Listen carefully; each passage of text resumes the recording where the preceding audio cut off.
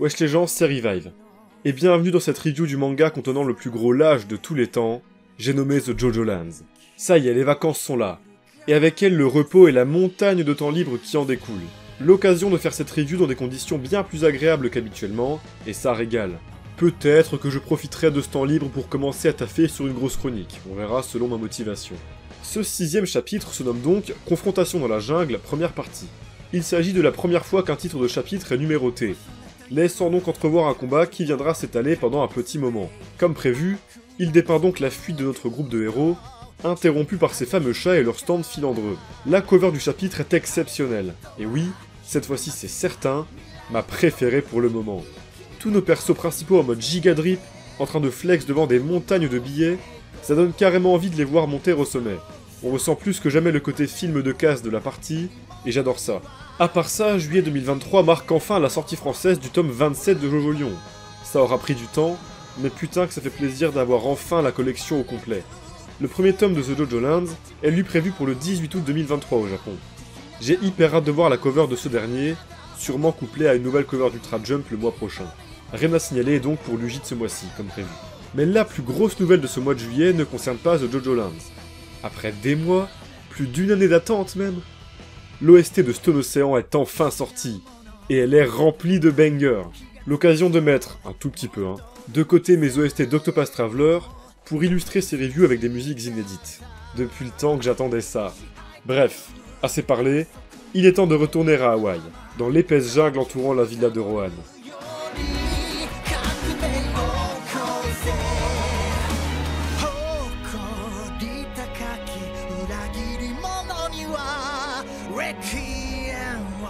Ce chapitre était plutôt court, dépeignant globalement un seul événement se déroulant qui plus est sur un seul plan. Notre groupe s'enfuit, mais tombe dans un piège tendu par ces fameux chats les poursuivants, tandis qu'Usagi se barre avec le rocher et le diamant, laissés tomber par Jojo suite à l'attaque. Un événement simple, mais les habitués des reviews l'auront cerné, qui vient valider des théories en place depuis quelques temps, tout en apportant son lot de réponses et de questions. La première théorie qu'il vient valider, ou plutôt étayer, c'est celle de l'objectif de Jojo. Le chapitre s'ouvrira en effet sur un de ces très intéressants monologues de Jojo. Il dira qu'il a des relations personnelles à la maison et à l'école, sous-entendu avec des gens qu'il aime selon moi, et qu'il cherche à grandir en tant que personne. Ça entre en totale contradiction avec ce qu'il est en train de faire actuellement, à savoir commettre des crimes juste pour avoir de l'argent, et ce, en collaborant avec des personnes n'étant que des collègues dans le cadre d'un travail, en dehors de Dragona évidemment. Je répète sans cesse depuis le début de ces reviews, que l'objectif de Jojo n'est pour moi pas pécunier. La richesse qu'il cherche est symbolique, une richesse plus sociale, introspective, personnelle. Il vient ici le confirmer, en disant haut et fort qu'il souhaite évoluer. On ressent une certaine confusion dans ce discours, comme un conflit intérieur présent au sein de Jojo. D'un côté, il veut évoluer humainement, devenir une meilleure personne, mais de l'autre, pour l'instant, tout ce qu'il fait concrètement, c'est des crimes de bas étage pour gagner de la thune, comme il le fait depuis sa plus tendre enfance, ayant toujours été conditionné à faire ce genre de choses.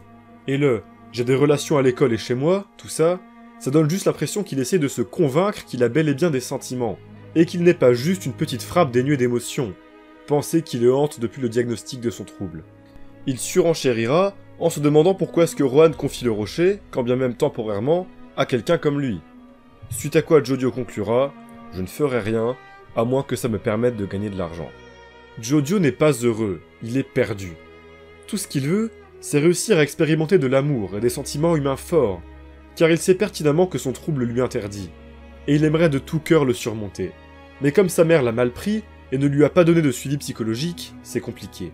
Alors pour l'instant, il se contente de faire des casses avec ses collègues pour gagner de l'argent, car c'est la seule chose qu'il sait faire. Et il essaye de se convaincre que cette richesse le rendra heureux.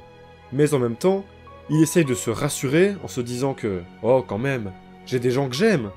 Perdu, je vous dis. Quand il dit qu'il veut être riche, il se convainc que c'est de manière pécuniaire, tandis que son cœur, lui, veut simplement pouvoir exprimer ses sentiments et être entouré de gens qu'il aime et en qui il a confiance.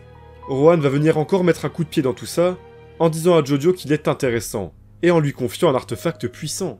Et évidemment que la seule chose que Jojo peut se dire suite à cette action, c'est « Pourquoi moi ?»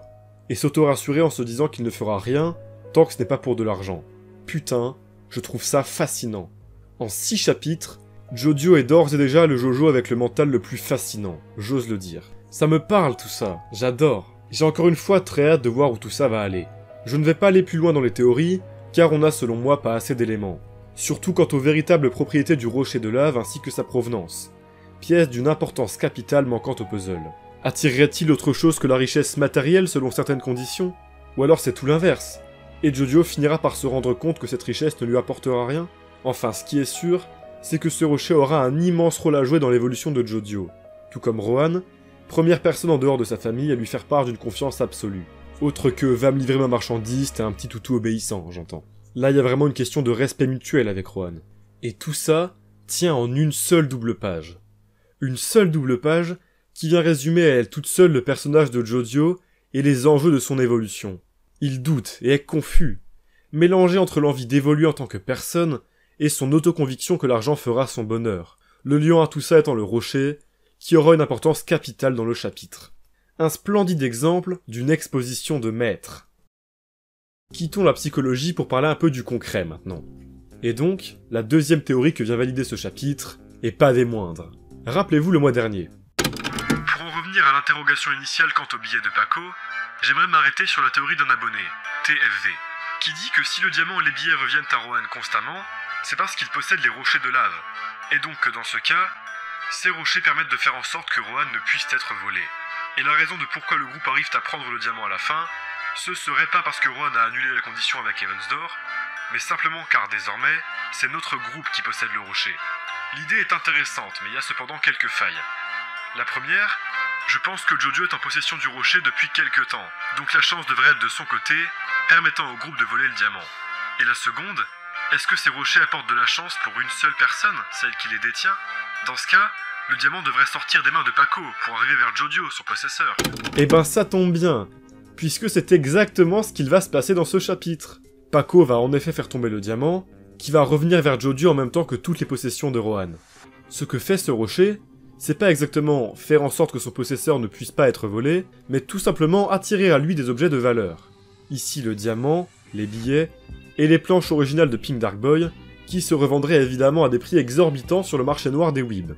Le rocher attire donc la richesse. Tous les objets de valeur présents dans un périmètre dont on ne connaît pas encore exactement le détail retournent auprès du rocher. Maintenant, la première faille évoquée le mois dernier est encore d'actualité. Si le rocher attire vers lui les richesses, et permet à quiconque le possède de pouvoir les garder sans qu'elles s'échappent, pourquoi Rohan a pu récupérer le diamant et les billets, alors qu'il est plus que probable que c'était Jojo qui était en possession du rocher à ce moment-là? Soit c'est en fait pas le cas, et Jojo l'a chopé juste après, dans ce cas ok, mais temporellement c'est difficilement crédible, et une petite facilité scénaristique en vrai, soit Araki a oublié, ou alors, pour que quelqu'un puisse véritablement bénéficier des capacités du rocher, il faut que ce dernier soit légué de manière formelle et consentie. Ce qui était le cas ici, avec un Rohan qui appuie bien sur le fait qu'il confie le rocher à Jojo, et non qu'il le laisse lui prendre par contrainte. Et avant qu'il ait cette discussion avec Rohan, Jojo lui a pris par contrainte, volé, expliquant pourquoi à ce moment-là, Rohan gardait ses billets, simplement car il était conceptuellement encore en possession du rocher. Mais ça paraît quand même vachement tiré par les cheveux, et amène un concept bizarre dans le cadre d'une partie où des personnages antagonistes vont probablement se disputer un MacGuffin par la force, comme Jojo fait depuis maintenant 3 parties. J'imagine mal l'antagoniste principal supplier Jojo en mode « Allez, dis-moi que tu me le donnes, s'il te plaît !» Alors je vais juste me dire que je suis chiant, et partir du principe que c'était une facilité. Simple coquille, que je suis le seul connard à avoir remarqué. Le gros mystère tangible restant quant à ce rocher, c'est la question d'en quoi il est différent de ceux étudiés par Rohan. Quand on saura ça, je pense que l'enquête avancera à pas de géant. En tout cas, le reveal que les objets sont attirés à Jojo parce qu'il a le rocher était super bien mis en scène, avec les personnages qui énumèrent les faits, et ce superbe plan vu de haut où ils comprennent tout d'un coup. Le groupe comprend alors que ce rocher peut leur apporter la richesse, venant donc foirer la volonté de Rohan, disant à Jojo qu'il ne doit parler du rocher à personne. Et en effet, il aurait mieux valu qu'il ne sache rien. Le fait que Rohan demande à Jojo s'il peut faire confiance à ses amis fait un peu peur. Si ça se trouve, il a lu un truc sur un des membres avec Evansdor, et donc Meryl Makey aurait bien envoyé quelqu'un pour duper nos héros. Mais je n'y croirais jamais. Usagi n'est pas un traître, merde. Je suis anéanti. Je ne voulais pas que la troisième théorie que ce chapitre confirme soit celle-là. Non, je ne voulais pas. Mais il y a peut-être moyen de mesurer un peu. Alors que Jojo se fait prendre au piège par le stand de ces putains de chats, en voulant récupérer le diamant, j'y reviendrai, Usagi se barre avec le diamant, le rocher et tout le reste. Évidemment, en voyant ça, je me suis dit, comme beaucoup de monde je pense, « Oh non, c'est officiel, c'est un traître depuis le début, il est allié avec les chats, quel connard ce mec !» Et c'est possible, ouais. Ça fait 3 chapitres qu'il a l'air d'en savoir plus que tout le monde sur ses attaques, rappelant constamment que c'est un stand et non un dispositif de défense. Également, les chats, une fois Usagi parti, continueront tout de même à attaquer nos 3 autres personnages principaux, alors que c'est lui qui possède le diamant et le rocher. Tout va dans ce sens, à vrai dire. Mais pour autant, de mon point de vue, je pense juste qu'Usagi est un honnête gros lâche, simplement perspicace en ce qui concerne ses connaissances sur le stand des chats. Selon moi, lorsqu'il a vu que ça sentait le caca pour nos héros, il a décidé de tout emporter, de s'enfuir lâchement, afin de réussir tout de même la mission en rapportant le tout à Merin Meiki. Et s'il pouvait empocher plus de thunes pour lui tout seul car les 3 autres seraient morts, c'est tout bénef. Alors ça ferait de lui un traître, oui. Mais pas un traître envoyé depuis le départ par Merin Meiki. Simplement un gros débile un peu fourbe, qui vient tout juste de trahir notre groupe en sentant que ça puait. Ce qui me fait dire ça, c'est car, comme dit plus tôt, il a l'air honnête dans ses réactions. Il dira bien à Dragona, enfin à Ping-chan, de ne pas aller vers Jojo, car c'est dangereux. Quel intérêt de dire ça, s'il comptait les trahir depuis le début? Mais à la fois, pourquoi les chats continuent d'attaquer nos héros dans ce cas? Je veux dire, quoi qu'ils recherchent, le diamant et le rocher ne sont plus là. Peut-être qu'ils sont juste programmés pour attaquer le groupe, qu'ils n'ont pas remarqué qu'Usagi s'est barré parce qu'il a utilisé son stand je ne sais pas comment, et que le but du manieur était simplement de tendre un piège au groupe pour venir récupérer le pactole en personne, alors que Jojo est pendu. Mais il se rendra compte qu'à ce moment-là, il lui a filé entre les mains. Peut-être aussi que, plot twist, le manieur du chat ne veut ni le diamant ni le rocher, mais je sais pas, il veut juste péter la gueule à Jojo car cette meuf là, c'était la sienne et elle l'a trompée avec notre dépressif préféré. Et si ça se trouve, si Usagi s'est barré dans la voiture, c'est peut-être parce qu'il a un plan pour tirer tout le monde de la merde. Comment ça fait 1 minute que je me fourvoie. Sortons de tout ça.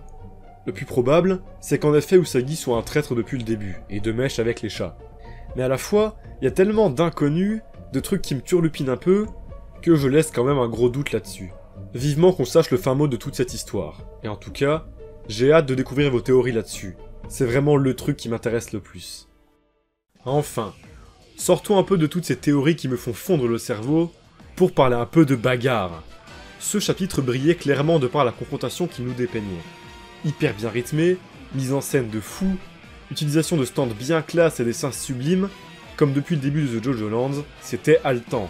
Ça commencera par ce superbe enchaînement de planches, avec le fil du chat qui apparaît soudainement, alors que je bouillais de hype, à l'idée de savoir si enfin Jojo allait réussir à choper ce putain de diamant. Et puis bam, la lacération de son pied, et le retournement de Jojo avec une double page vertigineuse. Araki maîtrise tellement les retournements de situation et la perspective, je suis en admiration à chaque fois. On apprend petit à petit des choses en plus sur le fonctionnement de ce stand. C'est assez timide, mais ça fait quand même plaisir, je prends. On sait désormais que les styles ne font pas que lacérer. Ils peuvent aussi transpercer, et ça fait sens au vu de leur apparente dureté. Et pour ce faire, ces fils flottent et viennent directement transpercer Dragona.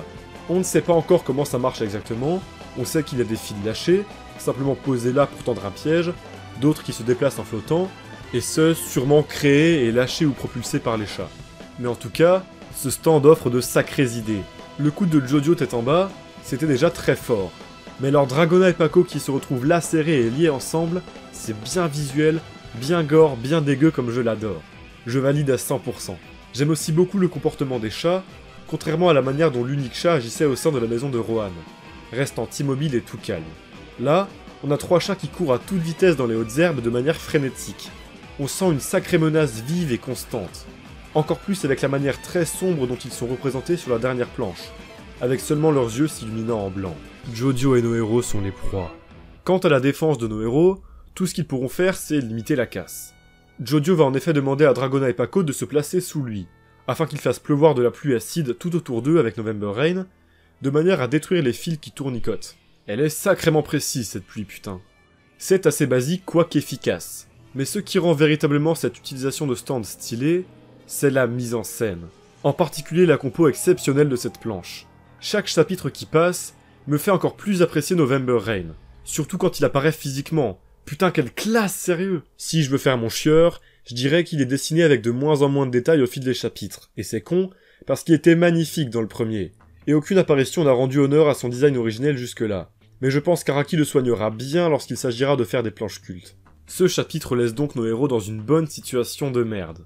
Il va falloir qu'ils se libèrent des chats, qu'ils savent qui est le manieur et quels sont ses objectifs, et bien sûr qu'ils retrouvent Usagi. Du pain sur la planche donc, qui me laisse penser que ce combat va s'étaler sur au moins 3 ou 4 bons chapitres. J'ai plusieurs idées sur la manière dont tout ça sera tourné. Je vois bien le manieur arriver dès le prochain chapitre, et mettre un coup de pression à Jojo pendant qu'il est pendu par exemple.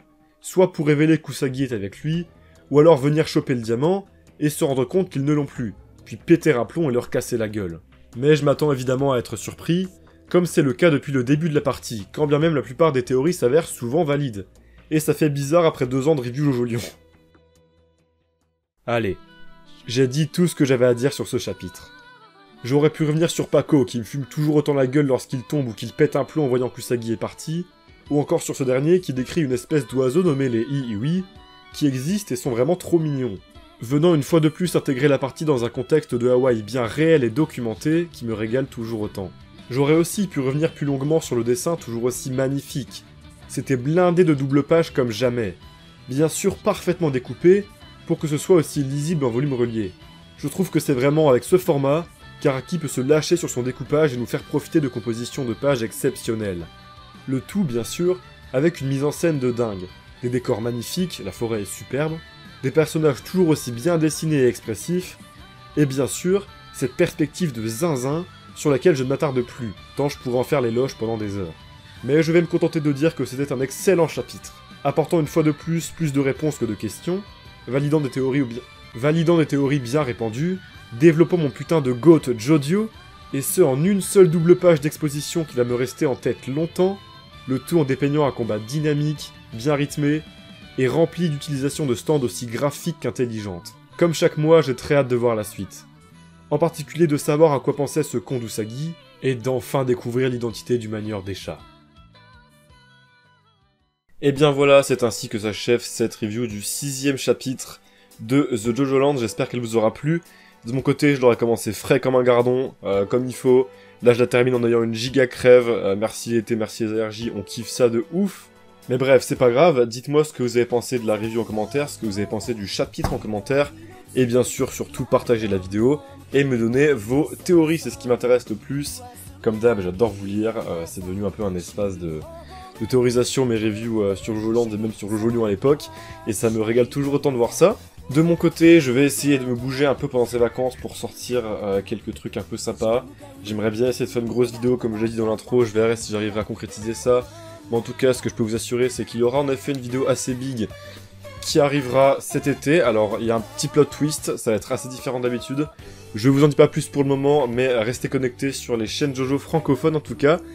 Et puis en attendant, écoutez, je vous souhaite de superbes vacances, une superbe soirée. Régalez-vous bien. Merci à tous les donateurs qui me régalent comme d'habitude chaque mois. Et en tout cas, je vous dis à la prochaine. Et n'oubliez pas que Jojo, c'est quand même vachement bien, oui.